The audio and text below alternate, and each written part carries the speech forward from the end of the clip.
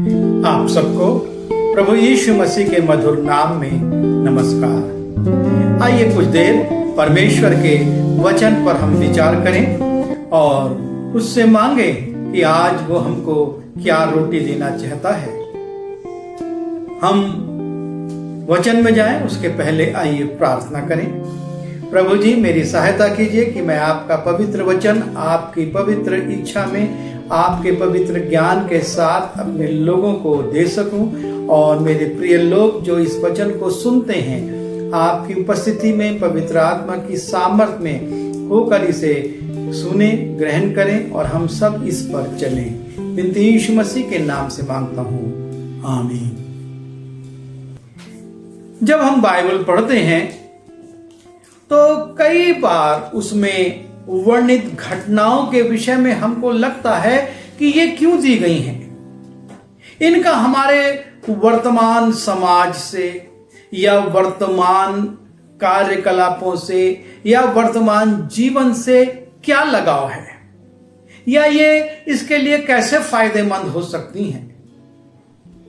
कई बार ये घटनाएं हमको लगता है कि ये तो इतिहास का अंश है और इसका वर्तमान से कुछ लेना देना नहीं है। और मैं भी जब बाइबल पढ़ता हूं कई बार ऐसे अंश आते हैं जिनके विषय में कुछ समझ में नहीं आता, सिर्फ पढ़ते चले जाते हैं। लेकिन जब परमेश्वर की मर्जी होती है तब वो उसी अंश को जिसको हम सरसरी नजर से पढ़ते चले जा रहे थे हम पर प्रकाशित करता है। और तब हमको महसूस होता है कि ये घटना या ये इतिहास का भाग हमारे जीवन के लिए किस रीति से महत्वपूर्ण हो सकता है। और आज हम इतिहास की एक ऐसी ही घटना का वर्णन पढ़ेंगे जिसमें कि हम देखते हैं कि एक राजा का उल्लेख है और उसके 3 सेनापतियों का। और जब हम इसको पढ़ते हैं तो लगता है कि एक सामान्य सी बात है, लेकिन जब प्रभु उसको प्रकाशित करता है तब हमको समझ में आता है कि ये हमारे जीवन के लिए कितना महत्वपूर्ण है और इसको हमारे जीवन पर किसका प्रभाव कितना अधिक है। राजाओं की पुस्तक, जब हम पहला राजा की पुस्तक पढ़ते हैं और उसके अंतिम भाग में आते हैं, अर्थात 22वें अध्याय में आते हैं, और जब हम दूसरा राजा उसके पहले अध्याय में आते हैं तो यहां पर एक इस्राएल के राजा का उल्लेख है जिसका नाम है अहज्या। और ये अहज्या जो है ये आहाब का पुत्र है। आहाब राजा के विषय में हम जानते हैं कि उसमें क्या दुष्टताएं थी और उसकी पत्नी ने उसको किस प्रकार से भ्रमित कर दिया था और वो सच्चे परमेश्वर को छोड़कर बाल का पुजारी बन गया था। और एलिया नबी उसको चुनौती देता है और उस बाल के पुजारियों को पराजित करता है। इसी आहाब का पुत्र अहज्या आहाब की मृत्यु के बाद इस्राएल का राजा बन जाता है। और जब वो इस्राएल का राजा बनता है तो इसका कार्यकाल बहुत संक्षिप्त है, केवल 2 वर्ष ये इस्राएल पर राज्य करता है। हम पढ़ते हैं पहला राजा उसका 22वां अध्याय 51 पद से 53 पद तक। यहूदा के राजा यहोशापात के 17वें वर्ष में आहाब का पुत्र अहज्या शोमरोन में इस्राएल पर राज्य करने लगा और 2 वर्ष तक इस्राएल पर राज्य करता रहा। और उसने वो किया जो यहोवा की दृष्टि में बुरा था और उसकी चाल उसके माता पिता और नबात के पुत्र यरोबाम की सी थी जिसने इस्राएल से पाप करवाया था। जैसे उसका पिता बाल की उपासना और उसे दंडवत करने से इस्राएल के परमेश्वर को क्रोधित करता रहा, वैसे ही अहज्या भी करता रहा। और इस प्रकार से इस जवान का इतिहास हम देखते हैं कि ये अपने माता पिता के समान सच्चे परमेश्वर को छोड़ हाथ के बनाए हुए देवी देवताओं की उपासना करता है। परमेश्वर ने इसको एक उच्च पद दे दिया, यह इस्राएल का राजा है, लेकिन इसकी आस्था एक संसार के लोगों द्वारा बनाए गए देवता पर है। और तब हम देखते हैं क्या होता है। जब हम राजाओं का वृत्तांत उसका दूसरा भाग देखते हैं और उसके पहले अध्याय के शुरू के कुछ पदों को देखते हैं, वहां पर लिखा है, अहाब के मरने के बाद मोआब इस्राएल के विरुद्ध हो गया और अहज्या एक झिलमिलीदार खिड़की में से जो शोमरोन में उसकी अटारी में थी गिर पड़ा और बीमार हो गया। और इस्राएल का राजा बनने के बाद जब ये उस महल में रहने लगता है, जो कि एक बहुत खूबसूरत महल था, और उसकी एक झिलमिलीदार खिड़की जो कि अटारी पर थी, वहां से दुर्घटनावश वो गिर जाता है। और जब वो गिर जाता है तो हो सकता है कि उसके पैर की हड्डियां, उसके हाथ की हड्डियां टूट गईं और वो बिस्तर पर आ गया।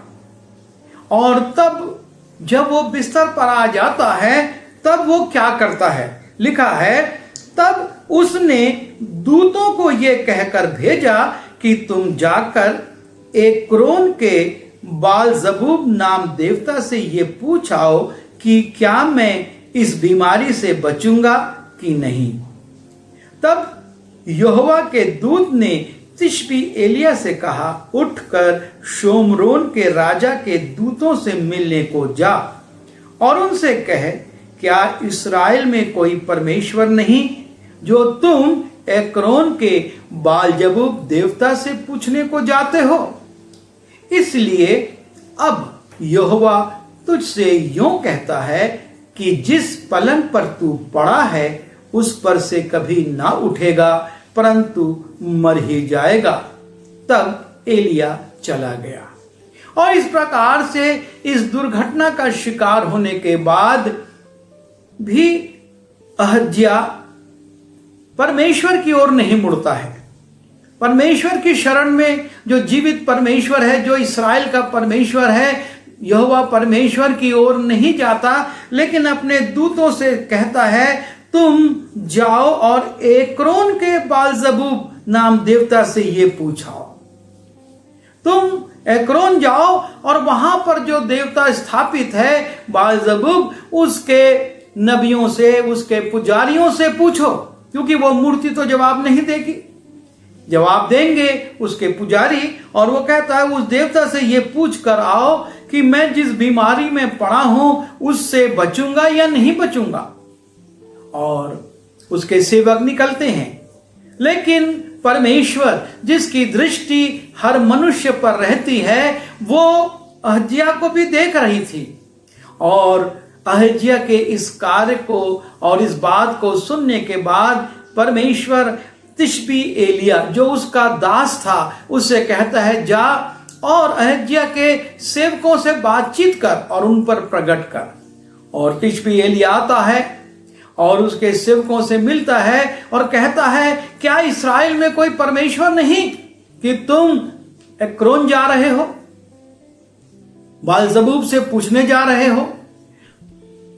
और जब तुमने चुनाव कर लिया है अपने देवता का, तो यहोवा परमेश्वर कहता है कि अब अहज्या उस पलंग से नहीं उठेगा, बल्कि वो मर जाएगा। और इतनी बात कहकर एलिया चला जाता है और राजा के दूत लौट कर आते हैं। राजा जब देखता है, उसको मालूम है एक्रोन जाने में और वहां से आने में पूछकर कितना समय लगेगा, लेकिन ये दूत बहुत जल्दी आ गए। और तब वो कहता, तुम लोग क्यों लौट आए? और तब वो बताते हैं कि हमको एक व्यक्ति मिला जिसने ऐसी ऐसी बातें कही हैं। और तब राजा अहज्या पूछता है उसके कपड़े कैसे थे, वो कैसे सर रुका था। और उसके सेवक बताते हैं कि वो तो रोंआर पुरुष था और ऊंट के चमड़े का वो कमर में बंद बांधे हुए था। और तब वो कहता है वो निश्चित रूप से एलिया होगा, क्योंकि वो अपने पिता के समय से जानता था कि एलिया किस प्रकार के कपड़े पहनता है, किस प्रकार से वो रहता है और किस प्रकार की बातें वो करता है। और यहां पर हम जो पहली बात देखते हैं और वो है सच्चे परमेश्वर की उपेक्षा।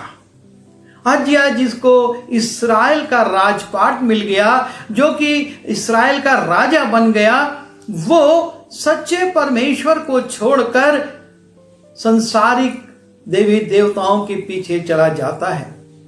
और तब जब उसके जीवन में दुर्घटना घटती है, तब भी वो सच्चे परमेश्वर की ओर नहीं मुड़ता, लेकिन अपने उन्हीं हाथ के बनाए हुए देवी देवताओं की ओर भेजता है कि जाओ और पूछो कि मेरा क्या हश्र होगा। परमेश्वर ये चाहता है कि उसके लोग उससे बातचीत करें, उसके पास आए, उसकी शरण में आए, और वो जो दया करने वाला परमेश्वर है वो उन पर दया करेगा। यदि अहज्या अपने सेवकों को तिशबी एलिया के पास भेजता और निवेदन करता मेरे लिए प्रार्थना करो या मेरे लिए परमेश्वर से निवेदन करो, तो निश्चित है कि कुछ परिणाम बदल जाते। लेकिन अहज्या अपने कष्ट के समय में भी, जब वो बिस्तर पर है, तब भी सच्चे परमेश्वर को छोड़कर उस देवता के पास अपने लोगों को भेज रहा है जो हाथ का बनाया हुआ है। और परमेश्वर का इस रीति से अपमान करने वाला कैसे रह सकता है? ये जवान जो कि सिर्फ 2 साल इस्राएल पर राज किया था, इस भयानक स्थिति में आकर मृत्यु के निकट आ गया है। और परमेश्वर का दास भविष्यवाणी कर देता है कि अब तू इस पलंग से उठ नहीं पाएगा। भविष्यवाणी हिजकिय्याह के लिए भी हुई थी और कहा था कि तू 2 दिन के अंदर मर जाएगा, और इसलिए अपने अपने लोगों को जो कुछ देना है दे दे, जो आज्ञाएं देना वो दे दे, और इस प्रकार से तू बंटवारा कर दे। और तब हिजकिय्याह भीत की ओर मुंह करता है, संसार की ओर से मुंह फेरता है और परमेश्वर के सामने बिलख बिलख कर रोता है। और यशायाह नबी जो कि ये बोल कर गया था, शहर के मध्य में भी नहीं पहुंचा था कि परमेश्वर का संदेश उसको मिलता है कि तू जाकर हिजकिय्याह से कहे, परमेश्वर ने तेरे प्रार्थना को सुना है, तेरे आंसुओं को देखा है, और वो तेरी आयु को 15 वर्ष बढ़ा देता है। और साथ ही साथ जो फोड़ा तुझको हो गया है, जो कि मृत्यु का कारण बन रहा है, वो ठीक हो जाएगा और तू परमेश्वर के भवन में भेंट चढ़ाने के लिए जा पाएगा। हिजकिय्याह सिर्फ परमेश्वर के सामने विलाप करता है और परमेश्वर की योजना बदल जाती है और उसको जीवन मिल जाता है। यदि अहज्या भी परमेश्वर के सामने दीन बनता, उसके सामने आंसू बहाता, अपनी गलतियों को मानता, पश्चाताप करता, तो परमेश्वर जो दयालु है वो उस पर रहम कर सकता था और इस अल्प आयु में उसकी मृत्यु की उद्घोषणा नहीं होती। ये बहुत सौभाग्यशाली लोग हैं जिनको ये बता दिया गया कि तुम्हारी मृत्यु हो रही है, वरना लोग इलाज कराते रहते हैं और मृत्यु हो जाती है। पर अहज्या को एलिया ने बता दिया कि तू अब इस पलंग से नहीं उठेगा, अब तू मर जाएगा। पर वो उस परिस्थिति में भी दीन नहीं होता, परमेश्वर के सामने सिर नहीं झुकाता और संसारिक देवी देवताओं के पीछे चला जाता है। दूसरी बात जो यहां पर हम देखते हैं और वो ये है कि जब अहज्याह को ये मालूम होता है कि एलिय्याह ने ऐसी घोषणा कर दी है, ऐसी भविष्यवाणी कर दी है, तो वो अपनी सेना में से एक सेनापति को, जो कि 50 सैनिकों के ऊपर अधिकार रखता था, उसको भेजता है कि एलिय्याह को मेरे पास ले आओ, एलिय्याह को मेरे पास लेकर आओ। और तब वो सेनापति जाता है। और हम यहां पर जो दूसरा राजा उसका पहला अध्याय है पढ़ते हैं 9वें पद में। तब उसने उसके पास 50 सिपाहियों के एक प्रधान को और उसके 50 सिपाहियों समेत भेजा। प्रधान ने उसके पास जाकर क्या देखा कि वो पहाड़ की चोटी पर बैठा है, और उसने उससे कहा, हे परमेश्वर के भक्त, राजा ने कहा है तू उतर आ। और यहां पर एलिय्याह के पास अहज्याह राजा एक सेनापति को भेजता है जिसकी अधीनता में 50 सैनिक थे, और वो अपने सैनिकों को लेकर चला जा रहा है कि वो एलिय्याह को राजा के पास लेकर आए। और जब वो जाता है तो देखता है कि एलिय्याह एक पहाड़ की चोटी के ऊपर बैठा हुआ है, और ये सेनापति उससे कहता है, हे परमेश्वर के भक्त, राजा ने कहा है कि तू उतर आ। और ये सेनापति अपनी सेना के साथ एक अकड़ में है, और वो परमेश्वर के भक्त को कह तो रहा है कि हे परमेश्वर के भक्त, लेकिन उसकी वाणी में कोई मान सम्मान नहीं है।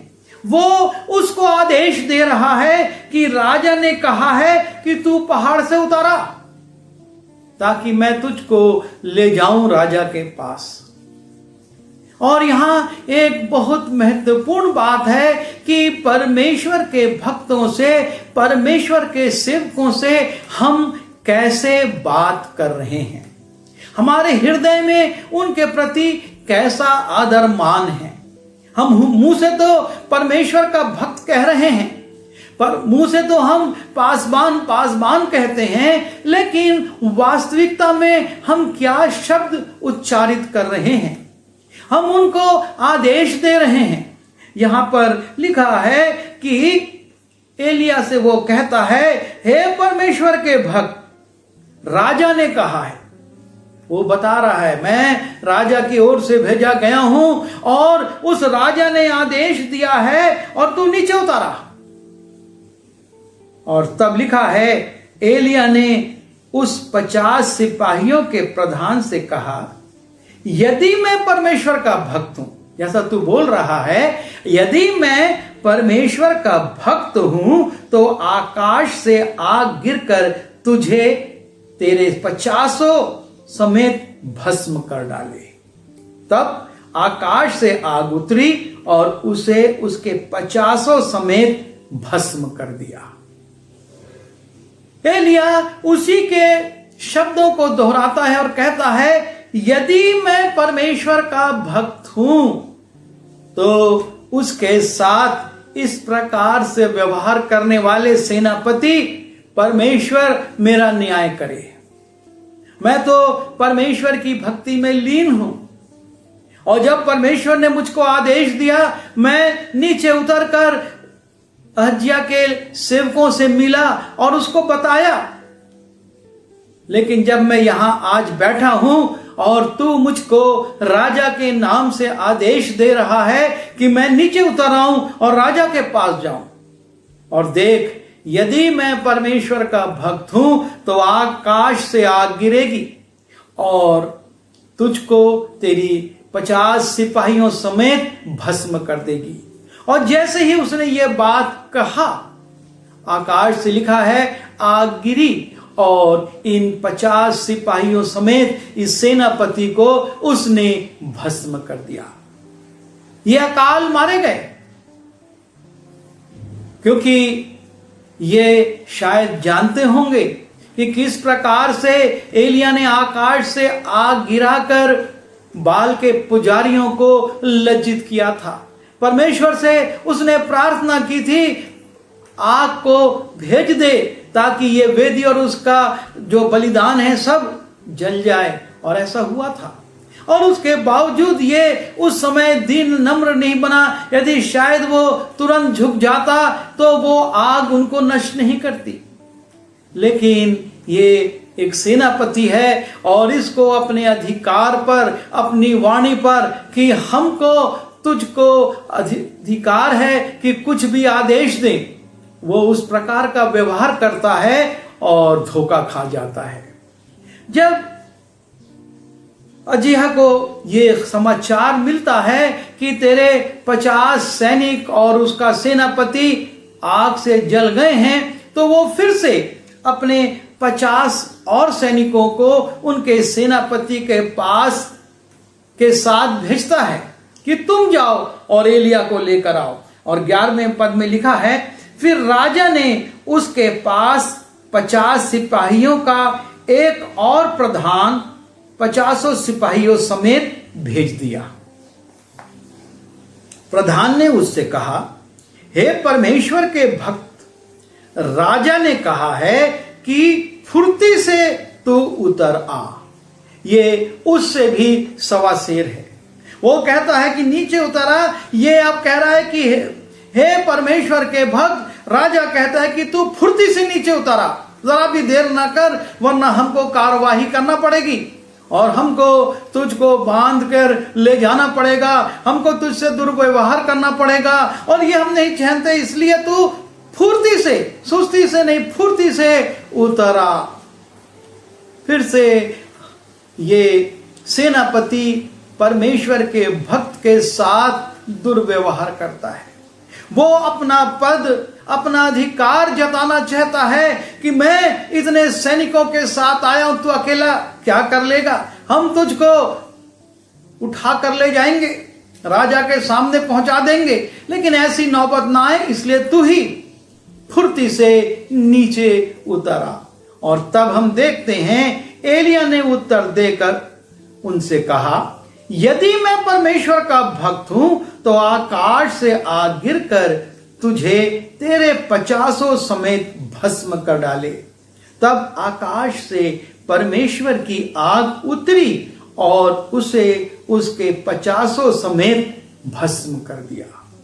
और इस सेनापति का भी उसकी सेना के साथ, उन 50 सिपाहियों के साथ वही अंत हुआ जो पहले का हुआ था। आकाश से आग गिरी और ये भस्म हो गए, मर गए, जल गए। क्यों? क्योंकि इन्होंने परमेश्वर के भक्त का आदर नहीं किया था।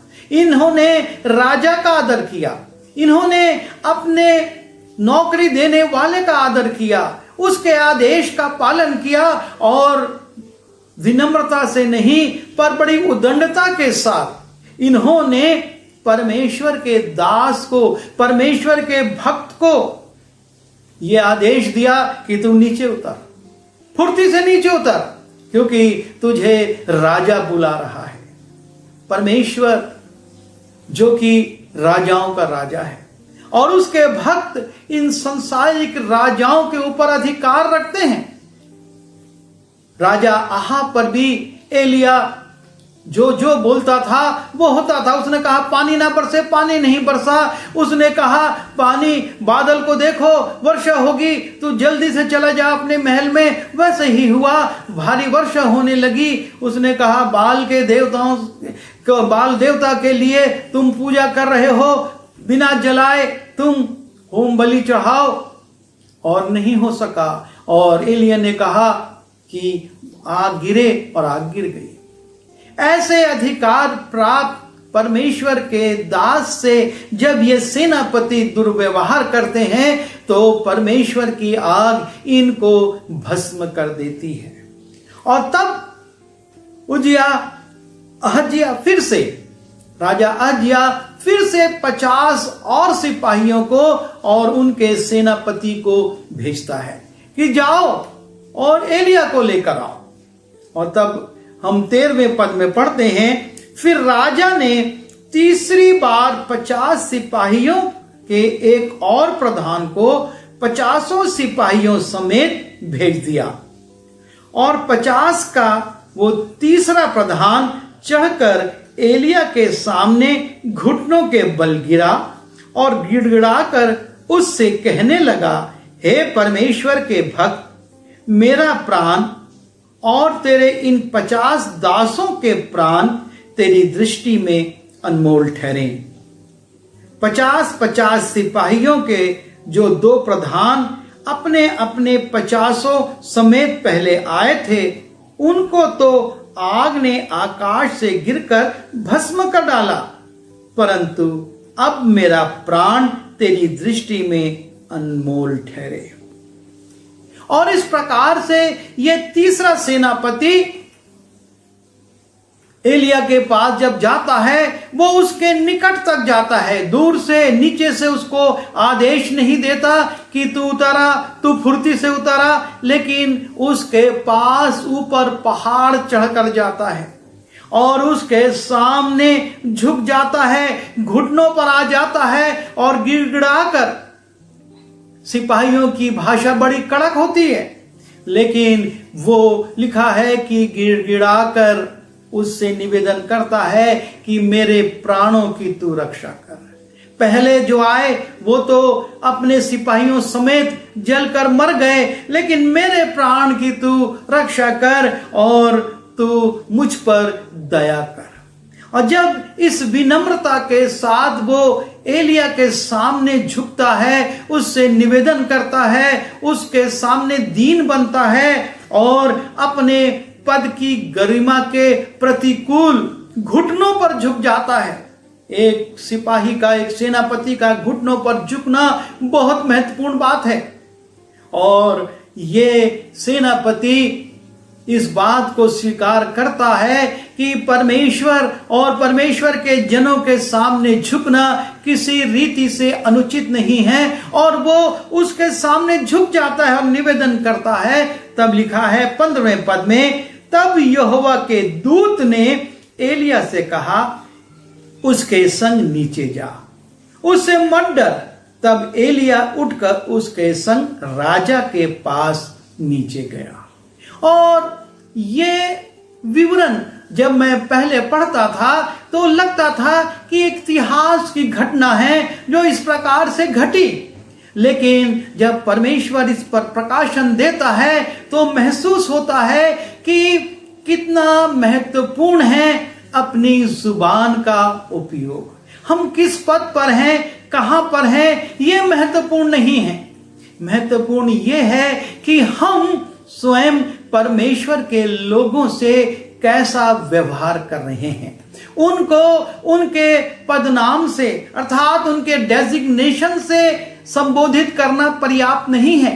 इन तीनों ने कहा परमेश्वर के भक्त, लेकिन एक ने सिर्फ उसको आदर मान दिया और 2 ने उसके साथ बड़ी अखड़ता का व्यवहार किया, उसको आदेश दिया, और उसका परिणाम हम देखते हैं। और जब हम नीति वचन की पुस्तक में जाते हैं और वहां पर देखते हैं नीति वचन उसके 18वें अध्याय के 21वें पद में, तो हमको महसूस होता है कि प्रभु का ये दास कितना ज्यादा बुद्धिमान था, जिसने इस बात की घोषणा कर दी थी। क्योंकि ये जो अहज्या राजा है ये तो सुलेमान के बाद आया, ये जो घटना घटी ये बाद में घटी, लेकिन पहले राजा सुलेमान ने लिख दिया। नीति वचन उसके 18वें अध्याय के 21वें पद में, जीव के वश में मृत्यु और जीवन दोनों होते हैं। जीव के वश में मृत्यु और जीवन दोनों होते हैं, और जो उसे काम में लाना जानता है वो उसका फल भोगेगा। इन तीनों सेनापतियों ने ना तो एलिया पर हाथ उठाया, ना एलिया के ऊपर किसी प्रकार का आक्रमण किया, ना उसको घेरा, लेकिन सिर्फ इन्होंने जीभ से कहा। 2 ने कहा, हे परमेश्वर के भक्त नीचे उतारा, दूसरे ने कहा फुर्ती से नीचे उतरा। पर तीसरा जाता है और झुकता है और जीभ से कहता है, गिड़गिड़ाता है कि मेरे प्राण तेरी दृष्टि में बहुमूल्य ठहरे।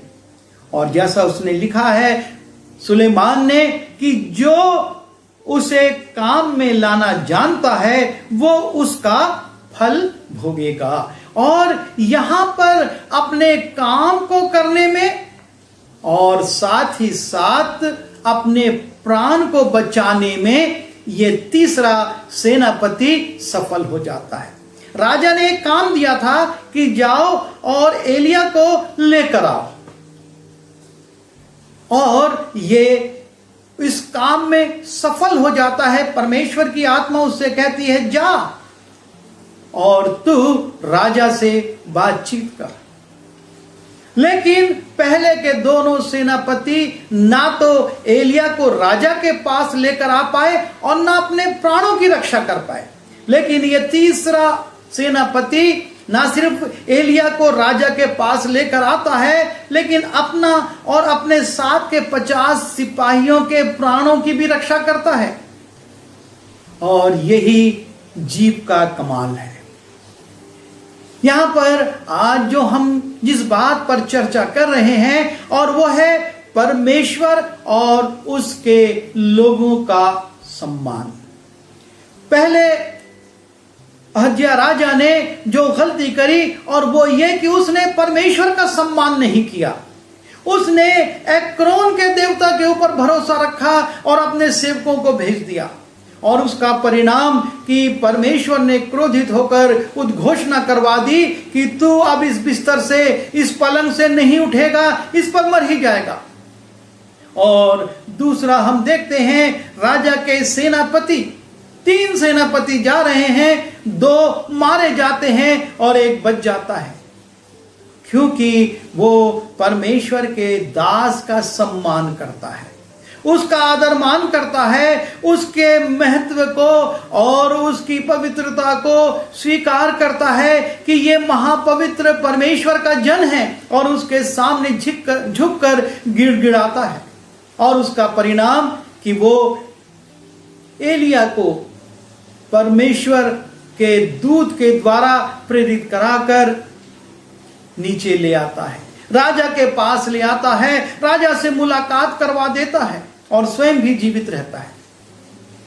और उसके बाद की कथा यह है कि एलिया राजा अहज्या से कहता है, तूने जो ये काम करे इसके कारण तू मर जाएगा। और राजा अहज्या मर जाता है, उसको जीवन नहीं मिल पाता, क्योंकि उसने ना तो परमेश्वर का सम्मान किया और ना परमेश्वर के दास का सम्मान किया।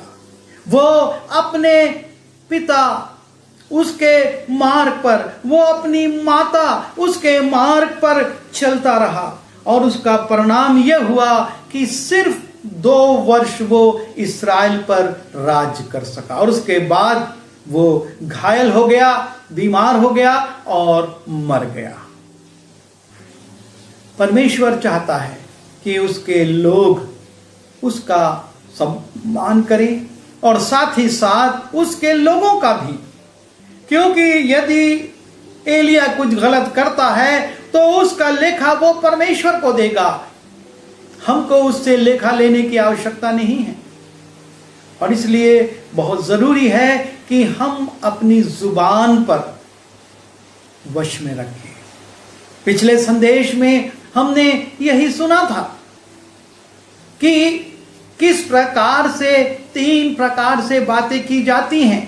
एक हाँ की हाँ और नहीं की नहीं, दूसरी घमंड से भरी हुई या कड़क शब्दों में की गई बात, और तीसरी चापलूसी की बात। लेकिन यहां पर हम चौथा पक्ष देखते हैं, और वो है विनम्रता की बात। जब विनम्रता के साथ हम परमेश्वर से या परमेश्वर के लोगों से बात करते हैं, परमेश्वर दया करता है। ये सेनापति बच गया और इतिहास में इनका वर्णन आ गया। सिर्फ इसलिए नहीं कि ये घटना घटी और हम एक कहानी के रूप में इसको पढ़ लें, लेकिन इसलिए कि हम अपने जीवन में अपनी जुबान और अपने व्यवहार पर विचार करें। पद मिलना अच्छी बात है, लेकिन पद के मद में चूर होकर परमेश्वर के लोगों का सम्मान न करना हमारे लिए हानिप्रद हो सकता है, हमको नुकसान पहुंचा सकता है। और इसलिए बहुत आवश्यक है कि हम विनम्रता से बात करें, विनम्रता से बोलें और उसका प्रतिफल परमेश्वर से हमको मिलेगा। आइए हम दुआ करें। प्रभु जी, हम धन्यवाद देते हैं आपके जीवित वचन के लिए, जो कि हमारे लिए इसलिए रखा गया कि हमारा जीवन सुधारा जाए और हम आपके दंड से बच सकें। जो बातें अभी हमने सीखी हैं प्रभु जी, हम चाहे वो राजा हो और चाहे उसके सेनापति हो, विनती करते हैं हमको ऐसी जुबान दीजिए जो कि विनम्रता से आपके और आपके लोगों का आदर करे और हम आशीषित हो सके। विनती यीशु मसीह के नाम से मांगता हूँ, आमीन।